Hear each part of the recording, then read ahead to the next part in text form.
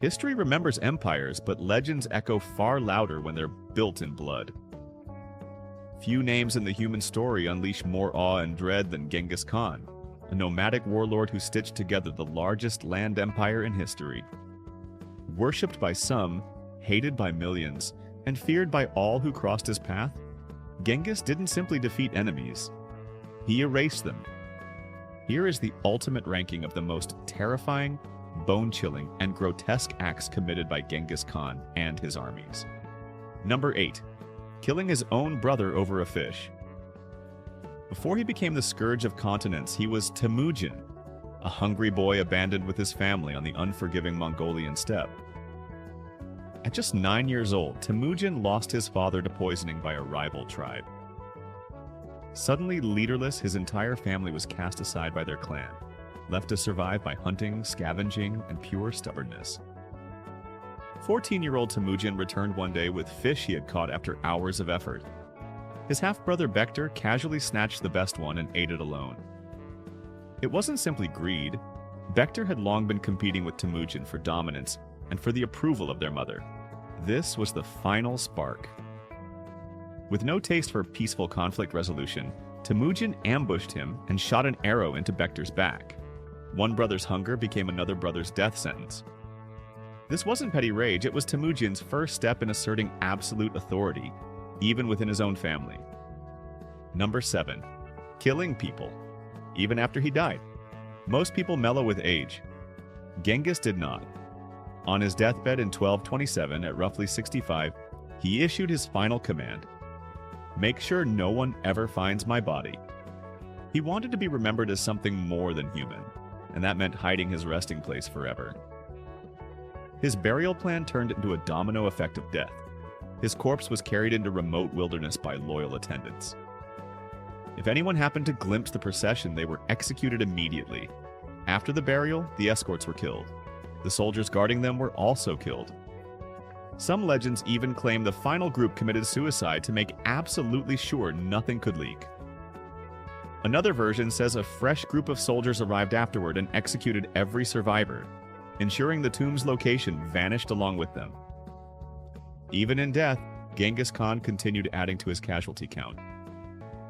Number 6. Punishing an entire empire over a caravan.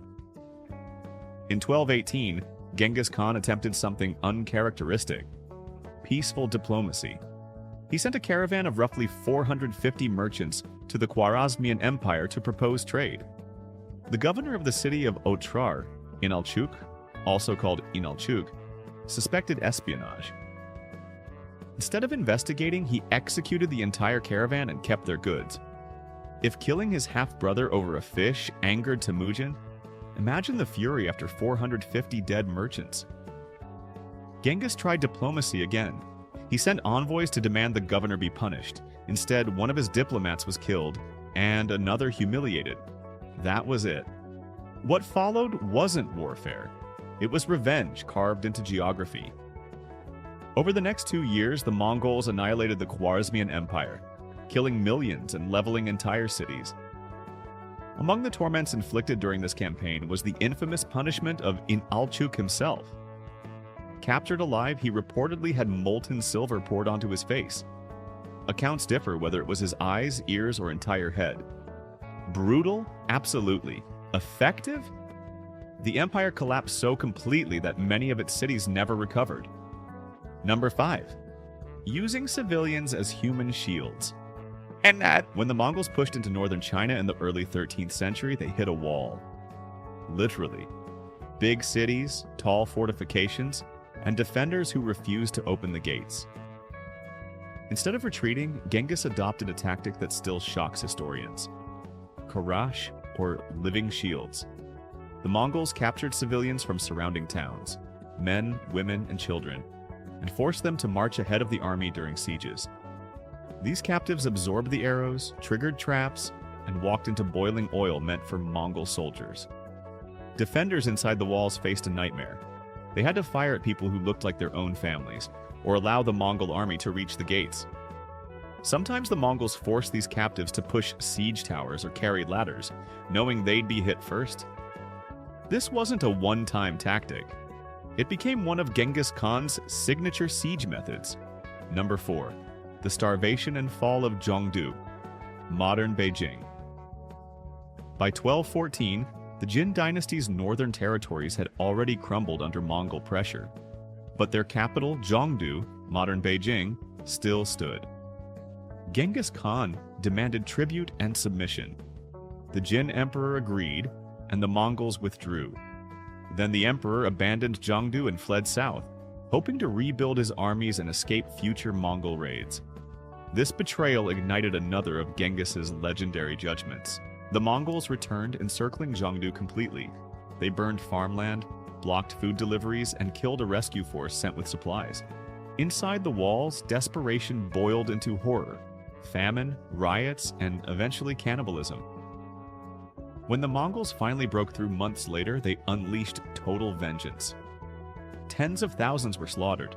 Skilled workers were taken as captives. Reports claim 60,000 women chose suicide rather than capture.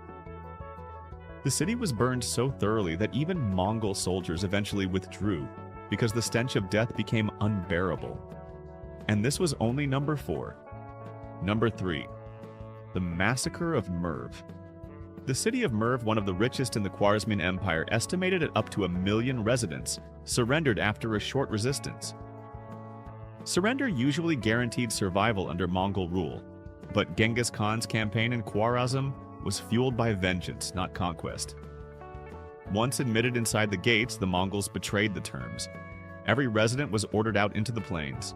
Historical estimates vary, but some claim over 700,000 people stood before Mongol soldiers.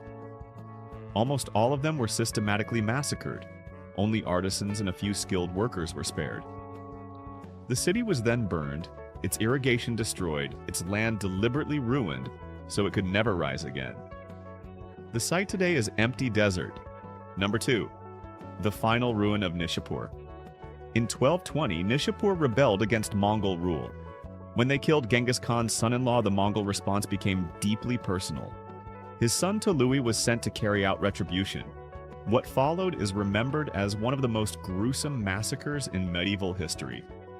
Every living thing, humans, animals, livestock, was rounded up and killed.